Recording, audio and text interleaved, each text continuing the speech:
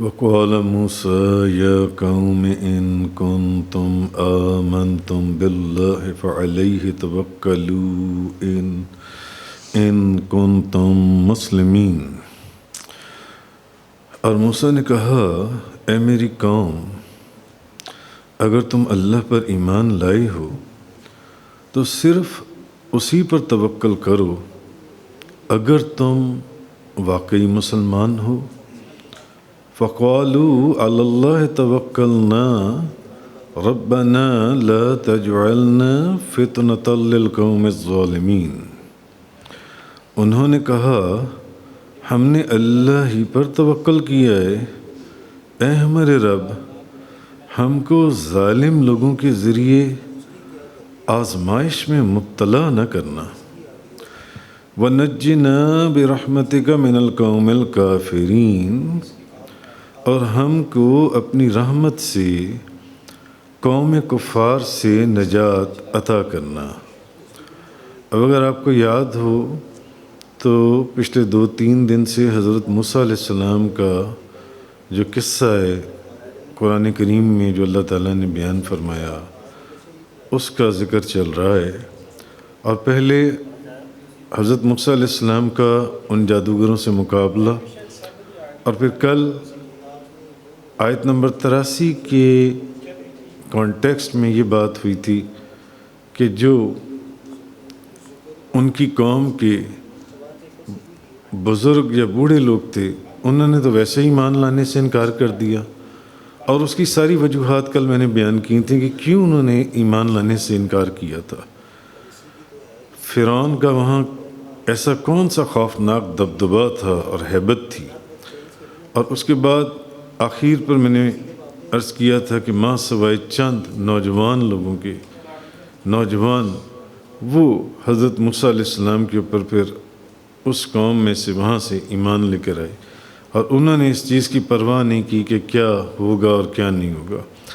اب آگے وہ جو نوجوان ایمان لائے تھے، وہ جو کچھ لوگ ایمان لائے تھے، یا فرعون کی قوم میں سے جو چند ایک لوگ ایمان لائے تھے، اور پھر وہ جو نوجوان ایمان لائے تھے بنی اسرائیل وغیرہ میں سے،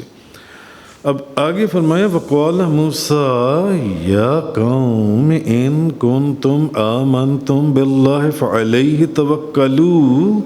إِن كُنتُمْ مُسْلِمِينَ۔ اور موسیٰ نے کہا اے میری قوم، اگر تم اللہ پر ایمان لائے ہو تو صرف اسی پر توکل کرو اگر تم واقعی مسلمان ہو۔ اب اگر تم اللہ پر ایمان لائے ہو تو پھر اسی پر توکل کرو اگر تم واقعی مسلمان ہو، اگر تم مسلمان ہو۔ فَقَالُوا عَلَى اللَّهِ تَوَكَّلْنَا رَبَّنَا لَا تَجْعَلْنَا فِتْنَةً لِلْقَوْمِ الظَّالِمِينَ۔ چلیں اس کا آگے بیان کرتے ہیں، پہلے یہاں تک۔ اور موسیٰ نے کہا ہے میری قوم، اگر تم اللہ پر ایمان لائے ہو تو صرف اسی پر توکل کرو اگر تم مسلمان ہو۔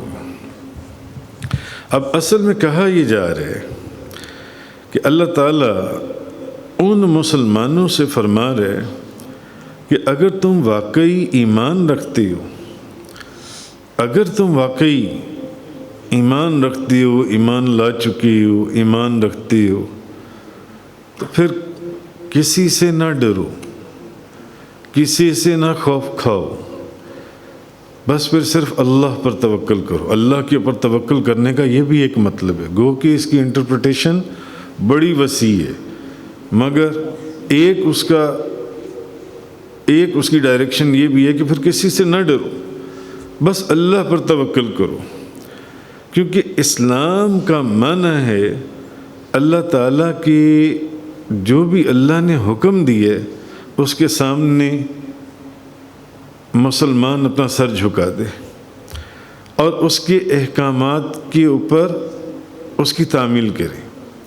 جو بھی اس کو کہا گیا ہے۔ یہ تو اسلام کا معنی ہو گیا کہ اللہ تعالیٰ کے احکام کے سامنے سر تسلیم خم کر دے اور اس کے احکامات کی اطاعت کرے۔ اب رہا ایمان، تو ایمان کا مطلب یہ ہے کہ میں کس چیز کے پر ایمان لاتا ہوں؟ میں اللہ پر ایمان لاتا ہوں، میں اللہ کی کتاب پر ایمان لاتا ہوں، میں اس کے فرشتوں پر ایمان لاتا ہوں، میں اس کے رسولوں پر ایمان لاتا ہوں، قیامت پر ایمان لاتا ہوں۔ یعنی ایمان کا مطلب یہ ہے کہ بندہ یہ مان لے کہ اللہ ایک ہے، اللہ واحد ہے، اللہ تعالیٰ، اور اللہ ہی واجب الوجود ہے، اس کے سوا کائنات کی ہر چیز وہ حادث ہے، ہر چیز اس کے سوا جن سی ہے، اس کے علاوہ ہر چیز اس کی مخلوق ہے، صرف اللہ کو چھوڑ کر کائنات کی ہر چیز اس کی مخلوق میں سے، اس کی تخلیق ہے، اس کی تخلیق ہے۔ یہ جہان کتنے بڑے جہان ہیں، اس کی ایک درس کے اندر بڑی تفصیل سے بیان گزرا تھا کہ جن کی وسعتوں کا ابھی تو شاید 100واں یا کروڑواں حصہ، کروڑواں یہ بھی نہیں کہا جا سکتا جہاں ابھی تک سائنس پہنچی ہے جن سی ہے۔ ہر چیز اس کی مخلوق ہے، اور جب ہر چیز اس کی مخلوق ہے تو وہ خالق ہے، ہم مخلوق ہیں، جیسے کہ وہ رازق ہے، ہم مرزوق ہیں، وہ مالک ہے، ہم مملوک ہیں۔ تو وہ جب خالق ہے اور ہم اس کی مخلوق ہیں تو اس کا مطلب ہے کہ ہر چیز وہ اس کو تخلیق کرنے والا ہے، وہ اس کو جیسے مرضی بنا دے، جیسے مرضی کھڑا کر دے، جیسے مرضی الٹ دے، جیسے مرضی جون سے وہ کسی کو عزت دے دے، کسی کو ذلت دے دے، کسی کو دولت دے دے، کسی کو فقیری غریبی دے دے، کسی کو بادشاہ بنا دے۔ اللہم مالک الملک، اے اللہ تو ہی ملکوں کا مالک، تو ہی بادشاہ، توتی الملک من تشاء وتنزع الملک، تو جس کو چاہے بادشاہ دے، جس سے چاہے بادشاہ لے لے، وتعز من تشاء وتذل من تشاء بیدک الخیر، جس کو چاہے عزت دے، جس کو چاہے ذلت دے، تیری مرضی ہے، ہر چیز تیرے زیر تصرف ہے، بیدک الخیر، کیونکہ ساری بھلائی تیرے ہاتھ میں، انک علی کل شیء قدیر، کیونکہ تو ہر چیز پر قادر ہے، اور جب ہر چیز پر تو قادر ہے تو پھر ہر چیز تیرے تصرف میں، تیرے زیر تصرف میں۔ تو زندہ میں سے مردہ نکالتا ہے، مردہ میں سے زندہ نکالتا ہے، تو دن کے اندر رات کو داخل کرتا ہے، رات کے اندر دن کو داخل کر دیتا ہے۔ تولج اللیل فی النہار وتولج النہار فی اللیل وتخرج الحی من المیت وتخرج المیت من الحی وترزق من تشاء بغیر حساب، تو جس کو چاہے جتنا مرضی رزق عطا فرمائے۔ تو بھئی جب ہم تیری تخلیق ہیں، ہم تیری مخلوق ہیں، تو پھر ہم سب تیرے زیر تصرف ہیں اور اسی کی زیر تدبیر ہیں۔ تو جب بندے کے اندر یہ چیزیں پیدا ہو جائیں اور بندہ یہ چیز سمجھ جائے کہ یہ ساری ڈور اس کے ہاتھ میں، اس کے ہاتھ میں، وہ جیسا چاہے کر دے۔ جو صبح بادشاہ ہے اس کو رات کو فقیر بنا دے، ہم نے خود دیکھا، صبح وہ پرائم منسٹر تھا، رات کو جیل کی سلاخوں کے پیچھے بند ہوا تھا۔ اخباروں میں تصویریں چھپ رہی تھیں، جو ان سی ہیں اخباروں میں تصویریں چھپ رہی ہیں۔ بادشاہانو بھیک منگاوے تے تخت بٹھاوے کائی، کچھ پرواہ نہیں کار اس دیتے دائم بے پرواہی۔ بھئی وہ مالک ہے، ہر چیز اس کے زیر فرمان ہے، ہر چیز اس کے زیر تدبیر ہے، ہر چیز اس کے زیر تصرف کے اندر ہے، وہ جیسا چاہے کرے۔ تو جب یہ کیفیات انسان کے وجود کے اندر، یہ یقین انسان کے دل و دماغ کے اندر، اس کی روح کے اندر اتر جائے تو پھر وہ جانتا ہے کہ بس صرف وہی ہے جس کے اوپر میں نے توکل کرنا ہے، جس کے اوپر میں نے توکل کرنا ہے۔ اور پھر انسان جب اس مقام کے اوپر پہنچتا ہے تو پھر وہ اپنی ہر چیز اللہ کے سپرد کر دیتا ہے، پھر ہر چیز اس کی اللہ کے سپرد ہوتی ہے، اور پھر مفسرین فرماتی ہیں کہ اس کے دل کے اندر اللہ کا نور پیدا ہو جاتا ہے۔ اور یہ توکل کے وہ معنی ہیں کہ بندہ اپنے تمام معاملات کو اللہ کے سپرد کر دیتا ہے، اور اس کا یقین اس کامل ہوتا ہے کہ اپنے تمام معاملات کے اندر اس کو اللہ کے اوپر مکمل اعتماد اور یقین ہوتا ہے، اور جب مکمل اعتماد اور یقین ہوتا ہے تب انسان پھر اللہ کے اوپر توکل کرتا ہے اور ہر چیز اپنی اس کے سپرد کر دیتا ہے۔ تو ایک حدیث پاک اس کے اینڈ کے اندر میں آپ سے عرض کروں، حضرت عمران بن حسین بیان کرتے ہیں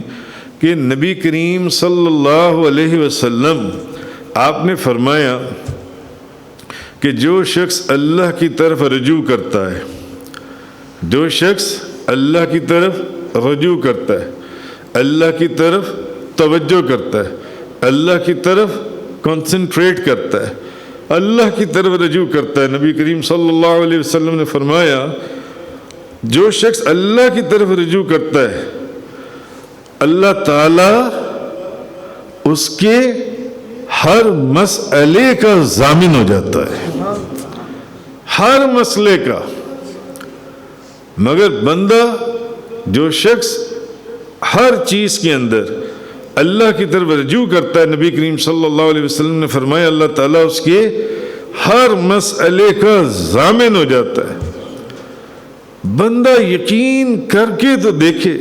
یقین کامل، اپنی ہر چیز اس کے سپرد کر دے تو پھر وہ بندے کے ہر مسئلے کا ضامن ہوتا ہے۔ نبی پاک صلی اللہ علیہ وسلم کی حدیث ہے، نبی کریم صلی اللہ علیہ وسلم نے فرمایا مگر کس شخص کی، جو بندہ اللہ کی طرف رجوع کرے، اللہ کی طرف رجوع کرے، نہ کہ دنیا کی طرف رجوع کرے، دنیا کی طرف توجہ کرے، دنیا کے پیچھے دوڑے، دولت کمانے کے چکر میں خدا کو چھوڑ دے، اچھی نوکریوں کے چکر میں خدا کو چھوڑ دے، اچھی نوکریوں کے چکر میں یا کمانے کے چکر میں نوکریوں کے دوران ان کو نماز کا وقت گزر رہا ہے وہ نماز ہی نہیں پڑھتے، یہ وہ لوگ نہیں ہیں جن کا خدا ہر مسئلے کے اندر ضامن ہو جاتا ہے۔ نہیں، یقین کامل کا مطلب یہ نہیں ہے کہ بس مجھے تیرے اوپر یقین ہو گیا، تو نے میرا ہر کام کرنا ہے، تو میرے ہر مسئلے میں ضامن ہے۔ میں نے پہلے بات عرض کی ہے کہ جو اس کے تمام احکامات کے اوپر سر تسلیم خم کرے، نماز کو وقت کے اندر پڑھے، رمضان کے روزے وقت کے اندر جو احکامات ہیں ان کے مطابق رکھے، جو اس کے احکامات ہیں ان کے اوپر عمل کرے، اور اس کے بعد وہ اللہ کی طرف رجوع کرے، اس کو رجوع کرنا کہتے ہیں۔ یہ وہ لوگ ہیں۔ تو پھر ہم کیوں صرف اولیاء اللہ کی بارگاہ میں جاتے ہیں؟ کیوں؟ کیونکہ اولیاء اللہ وہ لوگ ہیں جنہوں نے دنیا کی طرف سے منہ پھیر کر صرف اللہ کی طرف رجوع کیا ہے۔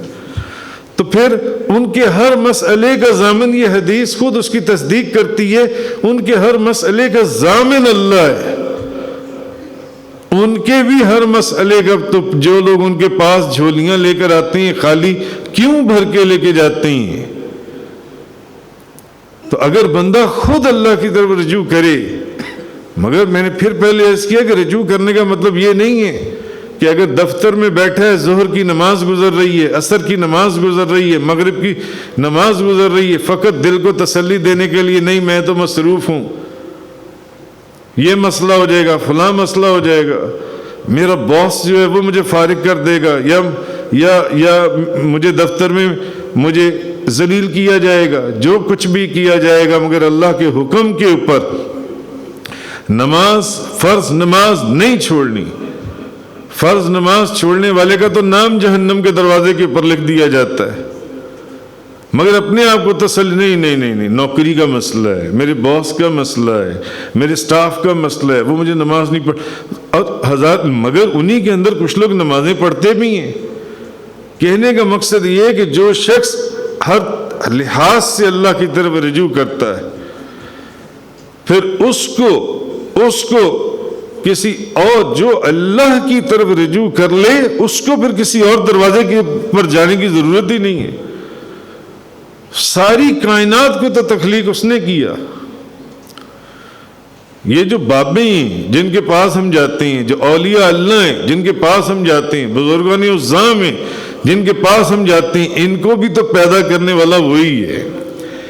ان کو بھی تو یہ بزرگیاں دینے والا وہی ہے، ان کو بھی یہ کرامات دینے والا وہی ہے، ان کو مستجاب الدعوات بنانے والا وہی ہے.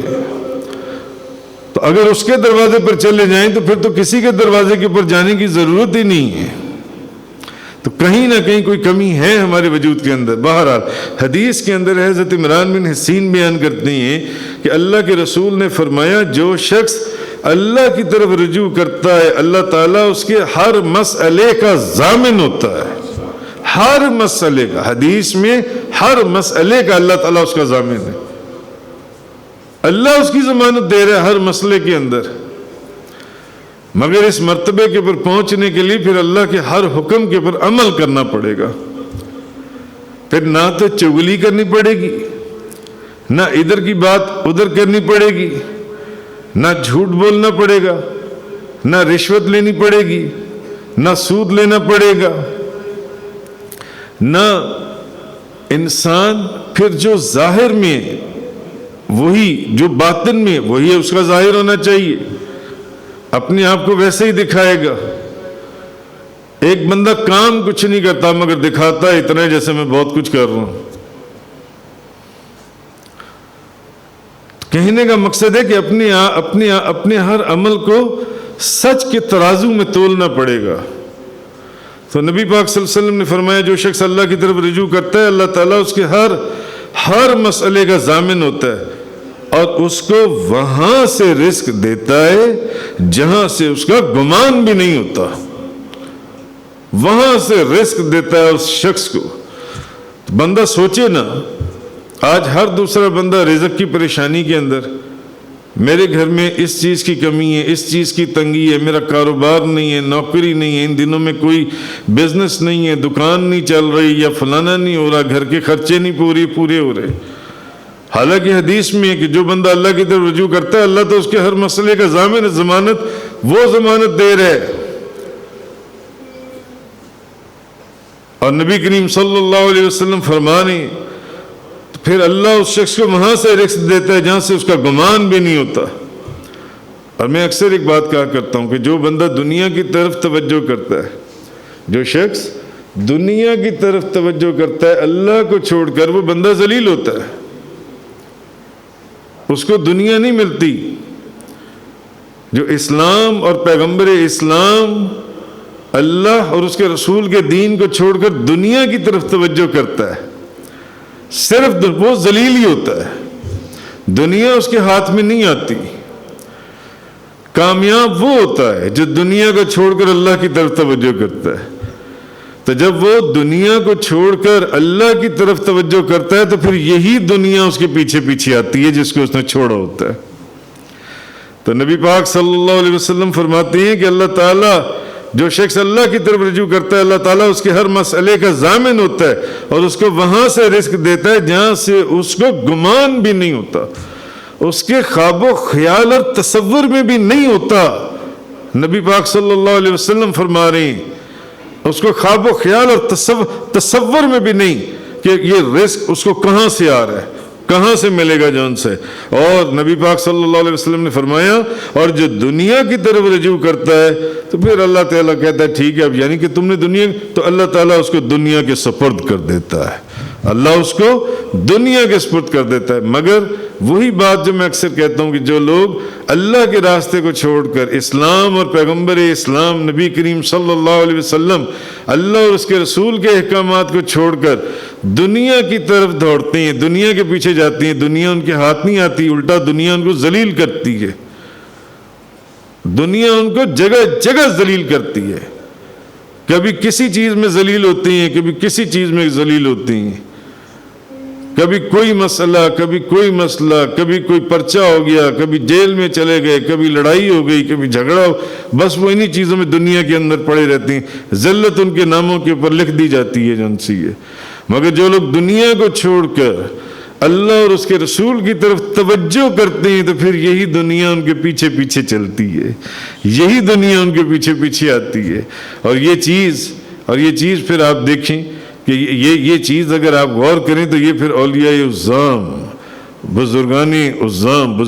دین، اولیاء کرام، ان کی زندگیاں، حضور غوث اعظم شیخ عبد القادر جیلانی، حضور داتا گنج بخش میاں شیر محمد شرک پوری، خواجہ سلطان الہند خواجہ غریب نواز معین الدین چشتی، بابا فرید الدین گنج شکر، خواجہ خواجگان حضرت بہاؤالدین نقش بند رضی اللہ تعالیٰ عنہ، آج ان کے مزاروں اور ان کی قبروں کے پر لاکھوں